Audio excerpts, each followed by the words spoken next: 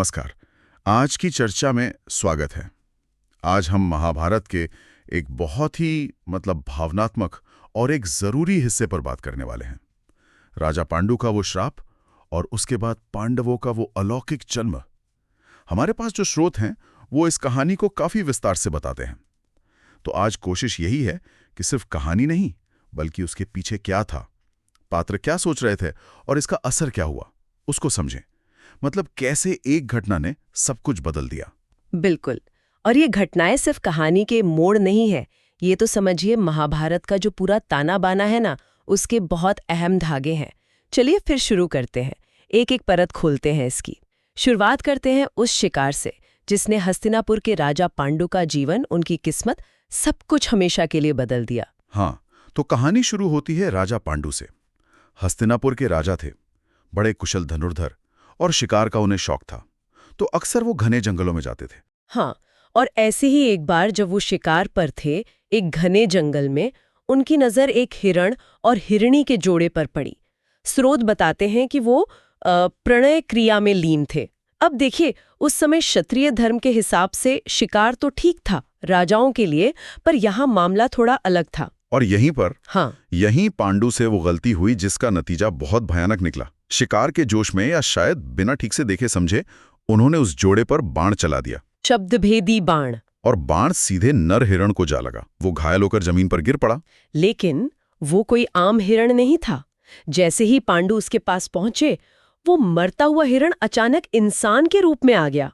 वो असल में ऋषि किंदम थे, अपनी पत्नी के साथ एकांत में थे। वो हिरण का रूप लेकर प्रकृति के बीच तपस्या और कुछ निजी पल बिता रहे थे। एक ऋषि हिरण के रूप में? ये तो पांडु ने सोचा भी नहीं होगा। पर मेरा एक सवाल है, ऋषि किंदम का श्राप इतना कठोर क्यों था? शिकार तो राजा का कर्म माना जाता था, और शायद ये अनजाने में हुआ हो।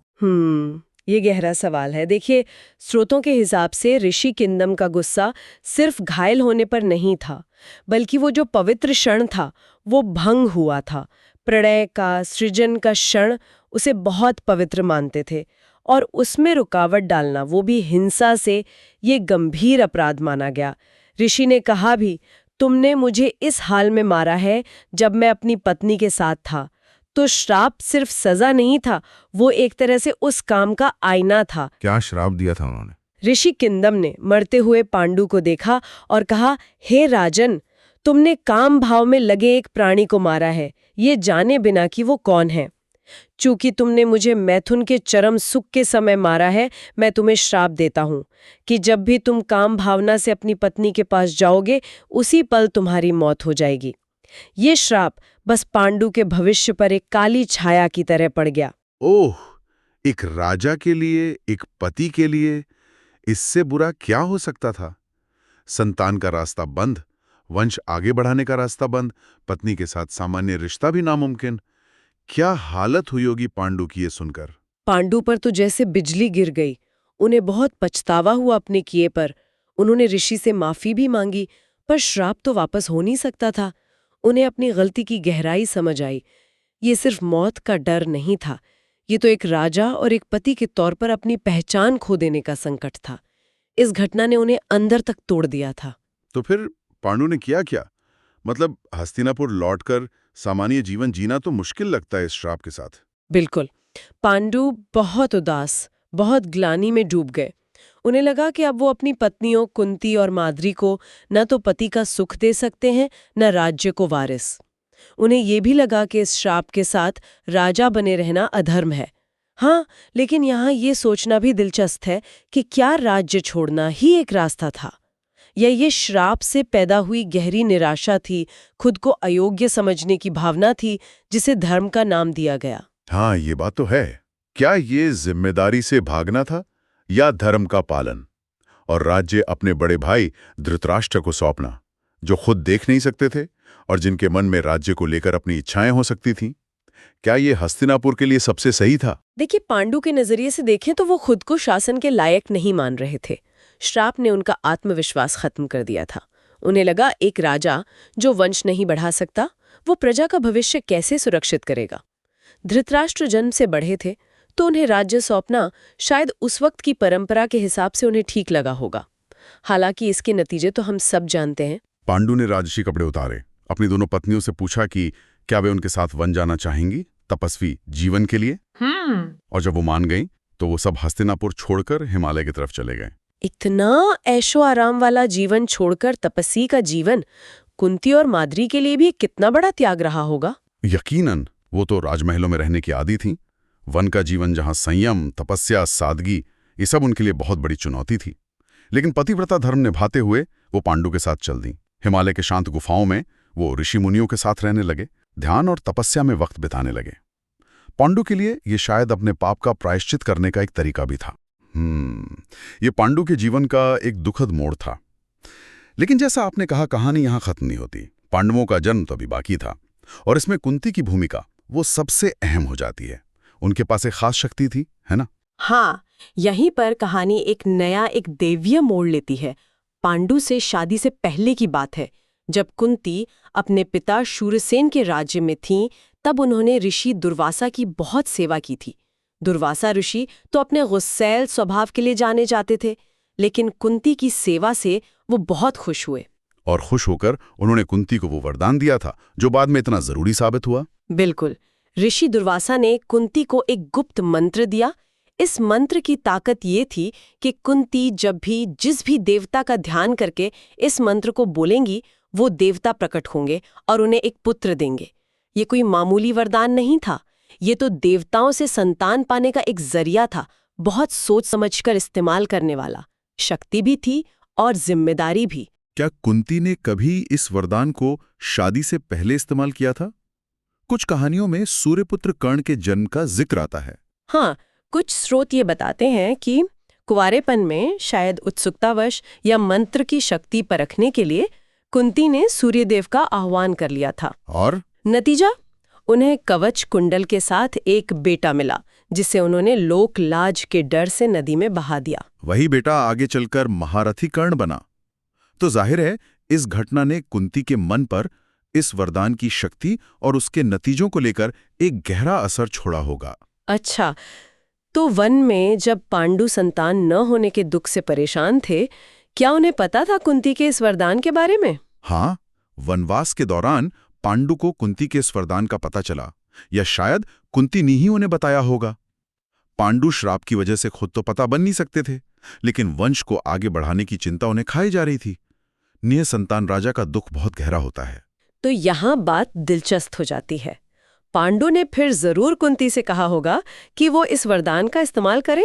बिल्कुल। एक दिन बहुत दुखी होकर पांडु ने कुंती से कहा कि वो वंश को आगे बढ़ते देखना चाहते हैं। उन्होंने कुंती से कहा कि वो अपने वरदान का प्रयोग करें और देवताओं से पुत्र पाएं। उन्होंने पुरानी नियोग परंपरा का भी जिक्र किया। नियोग? ये क्या था? क्या आप थोड़ा और बता सकती हैं इसके बारे में?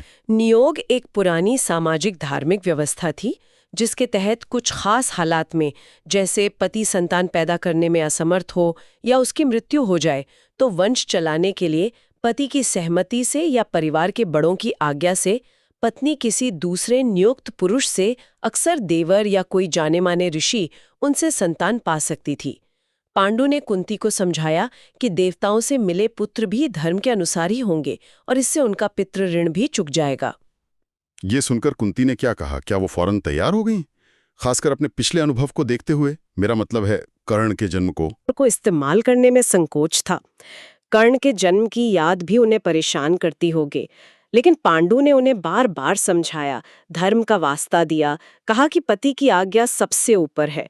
आखिरकार पति की इच्छा और वंश की जरूरत को देखते हुए कुंती मान गईं। और इस तरह पांडुओं के जन्म का सिलसिला शुरू हुआ। सबसे पहले किस देवता को बुलाया गया? पांडु चाहते थे कि पहला पुत्र धर्म और न्याय का प्रतीक हो, क्योंकि एक राजा के लिए धर्म ही सबसे ऊपर होता है। इसलिए कुंती ने सबसे पहले धर्मराज यम का आवाहन किया। और नतीजा? युधिष्ठिर का जन्म, जो सत्य और धर्म के रास्ते पर चलने के लिए जाने गए। ये चुनाव भी कितना अहम लगता है, पहला बेटा धर्म का प्रतीक। बिल्कुल। युधिष्ठिर के जन्म से पांडु को एक उम्मीद मिली। वो धर्मनिष्ठ थे, सच बोलने वाले, माफ करने वाले, जो उनके दिव्य पिता के गुण दिखाता था। लेकिन पांडु को एक ऐसा बेटा भी चाहिए था जो शरीर से बहुत ताकतवर हो, जो राज्य की रक्षा कर सके। तो इसके लिए किसका आह्वान हुआ? इस बार कुंती ने पवन देव यानी वायु देवता का ध्यान किया, जो बहुत ज्यादा शक्ति और गति के स्वामी हैं। और वायुदेव से जन्मे भीमसेन, जिनकी ताकत, गधा चलाने की कला और वो विशाल शरीर, सब कहानियां मशहूर हैं। भीम का स्वभाव भी वायु की तरह ही तेज और कभी-कभी बेकाबू सा लगता है। एकदम सही। भीम शारीरिक बल के प्रतीक थे। उनके जन्म से पांडु और कुंती को बहुत हौसला मिला। 2 बेटों के बाद पांडु की इच्छा और बढ़ी। वो एक ऐसा बेटा चाहते थे जो देवराज इंद्र जैसा तेजस्वी हो, वीर हो और सबसे बड़ा योद्धा हो। इंद्र, देवताओं के राजा, वज्र चलाने वाले, युद्ध और बारिश के देवता। तो कुंती ने इंद्र को बुलाया। हाँ, इंद्र के आह्वान से अर्जुन का जन्म हुआ। अर्जुन इंद्र के ही अंश थे। दिव्य अस्त्रों के जानकार, सबसे अच्छे धनुर्धर, बहुत आकर्षक व्यक्तित्व वाले और महाभारत के सबसे मुख्य पात्रों में से एक। उनका जन्म पांडु के लिए एक बहुत बड़ी उपलब्धि थी। इंद्र का अंश होना ही उनके भविष्य के महानायक बनने का इशारा था। तो इस तरह कुंती ने 3 बेटों को जन्म दिया, युधिष्ठिर, भीम और अर्जुन। लेकिन पांडु की दूसरी पत्नी माद्री भी थी। उनके मन में भी तो संतान की इच्छा जागी होगी। हाँ, ये तो स्वाभाविक था। अपनी सौतन कुंती को 3 तेजस्वी बेटों की मां बनते देख माद्री के मन में भी मां बनने की इच्छा बहुत बढ़ गई। उन्होंने पांडु से अपनी ये इच्छा बताई और संतान पाने का रास्ता पूछा। अब मंत्र तो कुंती के पास था। क्या कुंती ने अपनी छोटी रानी, अपनी सौतन की मदद की? यहाँ रिश्तों की उलझन भी दिखती है। ये महाभारत के पात्रों की यही तो खासियत है, उनकी मानवीय उलझनें। पांडु के कहने पर और शायद खुद भी माद्री की इच्छा का सम्मान करते हुए कुंती ने बड़ा दिल दिखाया। उन्होंने वो दिव्य मंत्र माद्री को सिखा दिया। ये कदम कुंती के चरित्र की विशालता दिखाता है। हालांकि कौन जाने, शायद इसके पीछे भविष्य में होने वाली किसी खींचतान के बीज भी छिपे हों। तो माद्री ने किस देवता का आह्वान किया? क्या उन्होंने भी एक-एक करके बुलाया? नहीं, माद्री ने एक ही बार में देवों के वेद्य अश्विनी कुमारों का आवाहन किया। अश्विनी कुमार जुड़वां देवता थे। अपने रूप, जवानी और इलाज के ज्ञान के लिए जाने जाते थे। ये चुनाव भी दिलचस्प है। शायद माद्री रूपवान और खास हुनर वाले बेटे चाहती थीं। और इसका नतीजा क्या हुआ? क्योंकि अश्विनी कुमार 2 थे, माद्री को भी जुड़वां बेटे मिले, नकुल और सहदेव। नकुल अश्विनी कुमारों की तरह ही बहुत सुंदर थे और घोड़ों के ज्ञान में मतलब अश्व विद्या में माहिर हुए। और सहदेव दूसरे अश्विनी कुमार की तरह ज्ञान और ज्योतिष में माहिर हुए। कहते हैं वो भविष्य की घटनाएं पहले ही जान लेते थे। तो इस तरह 5 पांडवों का जन्म हुआ। युधिष्ठिर, भीम, अर्जुन, नकुल और सहदेव। सब में देवताओं का अंश। वन में अपने माता पिता के साथ बड़े होने लगे। ये पांडु के जीवन में खुशी के पल रहे होंगे, लेकिन वो श्राप की तलवार तो अब भी लटक रही थी। हाँ, श्राप भूला नहीं गया था। बस कुछ समय के लिए जीवन की खुशियों ने उसे जैसे पीछे धकेल दिया था। कई साल शांति से बीते। पांडव किशोर हो रहे थे। वन का माहौल शांत और सुंदर था। लेकिन किस्मत का पहिया तो घूमना बाकी था। और फिर वो बुरा दिन आ ही गया। हाँ, एक दिन वसंत ऋतु का बहुत सुहाने समय था। प्रकृति पूरी खिली हुई थी। फूल खिले थे, पक्षी गा रहे थे। पांडु अपनी छोटी पत्नी माद्री के साथ वन में घूम रहे थे। माद्री उस समय बहुत सुंदर लग रही थी। माहौल की वो खुमारी और माद्री की सुंदरता पर मोहित होकर पांडु एक पल के लिए ऋषि किंदम का श्राप भूल गए। ये मानवीय भावनाएं और इच्छाएं कभी-कभी चेतावनियां श्राप पर भारी पड़ जाती हैं। बिल्कुल, उसी आवेग में, प्रेम की भावना में बहकर पांडु ने माद्री को गले लगाने की कोशिश की। और जैसे ही उन्होंने ऐसा किया, ऋषि किंदम का श्राप वो हर्फ बहर्फ सच हो गया। उसी पल पांडु की मृत्यु हो गई। कितना दुखद अंत। हाँ, श्राप ने अपना काम कर दिया। पांडु के प्राण वहीं निकल गए, माद्री की बाहों में ही। जो पल प्रेम का होना चाहिए था, वो मौत का पल बन गया।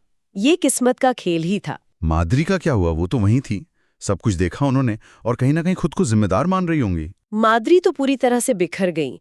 उन्हें बहुत ज्यादा दुख और अपराध बोध ने घेर लिया। उन्हें लगा कि उन्हीं की वजह से उनके पति की मौत हुई है।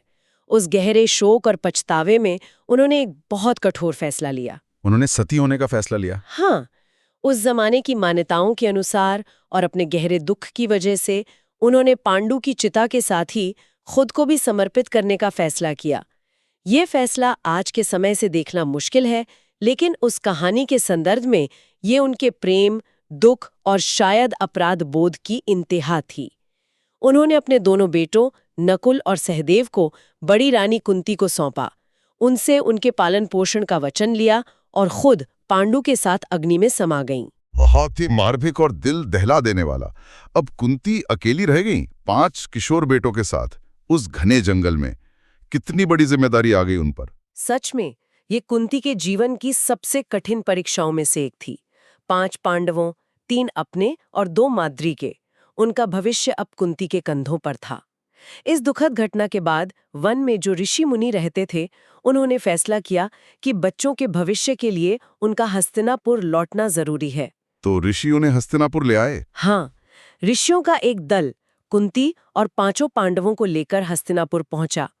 उन्होंने राजसभा में पांडवों का परिचय दिया, उनके दिव्य जन्म की कहानी सुनाई और बताया कि ये पांडु के पुत्र हैं और राज्य के वारिस हैं।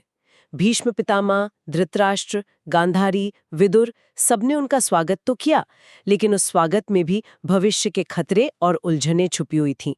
यहीं से पांडवों और कौरवों के बीच के रिश्तों की असली शुरुआत हुई। और अगर हम आज की बातचीत का सार निकालें, राजा पांडु को अनजाने में ऋषि किंदम को मारने पर श्राप मिला कि वो संतान पैदा नहीं कर पाएंगे और पत्नी के संग जाते ही मर जाएंगे। इस वजह से वो राज्य छोड़कर वन चले गए। वहां कुंती ने दुर्वासा ऋषि से मिले वरदान का इस्तेमाल किया, देवताओं को बुलाया। धर्मराज से युधिष्ठिर, वायुदेव से भीम, इंद्रदेव से अर्जुन जन्मे। फिर कुंती ने माद्री को मंत्र दिया, जिन्होंने अश्विनी कुमारों को बुलाकर नकुल और सहदेव को जन्म दिया। और आखिर में श्राप की वजह से ही पांडु की मौत हुई और माद्री सती हो गई और कुंती 5 पांडवों को लेकर हस्तिनापुर लौट आई। बिल्कुल सही सारांश है।